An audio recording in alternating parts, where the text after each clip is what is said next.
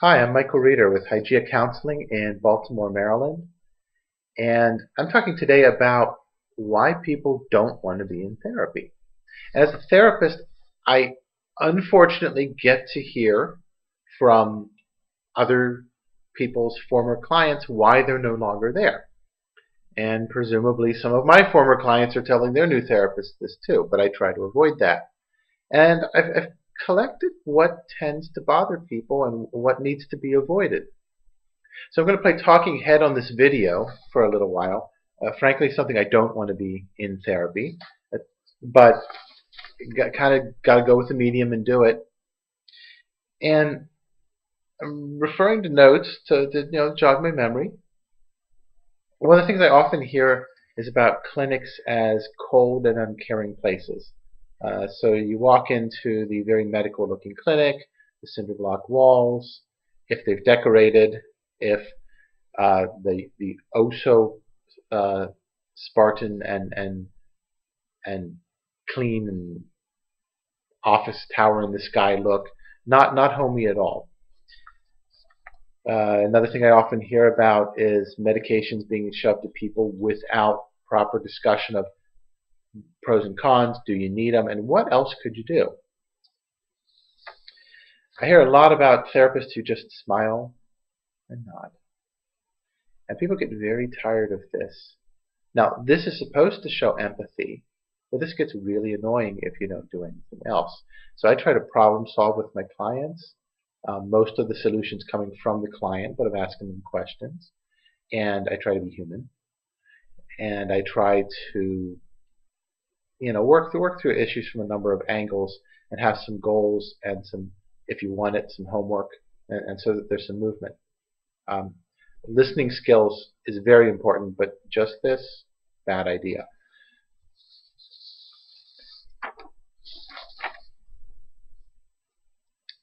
One of the things that bother a lot of people about the idea of seeing a therapist is this thought in our society that, quote unquote, only crazy people see therapists. It's not true. It's really not true. I know I have a professional reason for telling you it's not true, but the majority of people who walk in my office are very normal. They're a little more anxious than usual, a little bit. They're a little more depressed than usual, a little bit. If they have more severe problems than that, they can get back to whatever the heck normal is, which is rarely defined, frankly. We just kind of know a problem when we see it, and according to the diagnostic manual. Well, people come to therapy to get over breakups. They come to therapy to get their energy back. They come to therapy to get ideas about next career steps. And there's no clinical definition of crazy, but I don't see it very much. Another reason people don't come to therapy is it's too expensive. Now, respectfully, it's too expensive not to deal with the issue.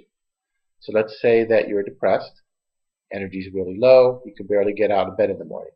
You start missing work. Then you don't have energy to go out with friends, you stop hanging out with your friends, life starts to go downhill. Then you don't bother to apply for the job you would have applied for, etc., etc.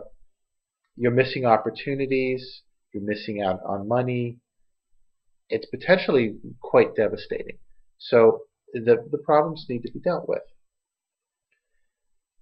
Now, I command a fair market price, and for clients that look at my market price and can't do it, I negotiate some of my slots. I also take insurance. I take Maryland Medicaid, and right now the list is CareFirst, Blue Cross, Blue Shield, and most of the Blue Shields and Blue Crosses, Value Options, APS Healthcare, Magellan, Hopkins EHP, Hopkins USFHP. So I try to be on a lot of the panels.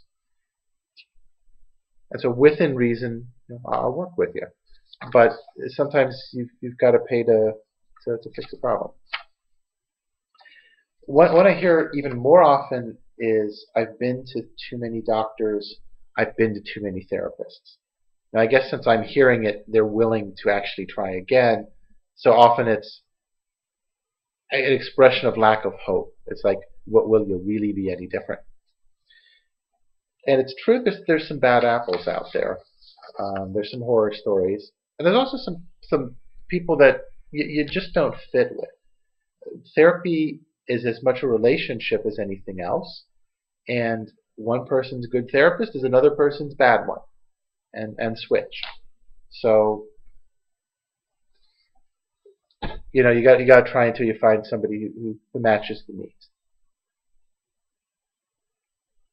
So I try to use a variety of techniques.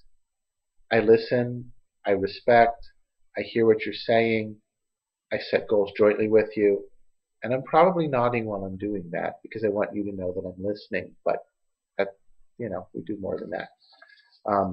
We look at thought patterns. We look at meaning in life. We look at spirituality if you want to, and not if you don't. And what else could you be supplementing the therapy with? Other nutritional concerns, and there often are. Exercise, social relationships that you could be starting.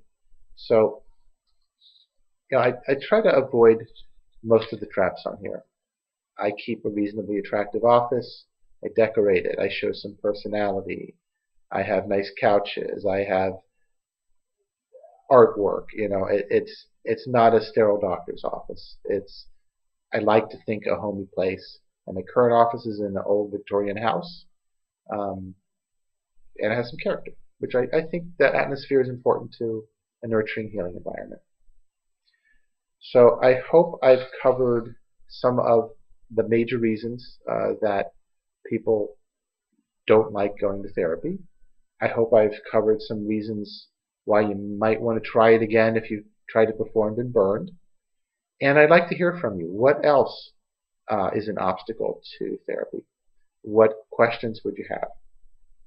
I'm available in Baltimore City. I'm at 877-823-3439. My main website is Hygeia Counseling. That's HYGEIA counseling.com.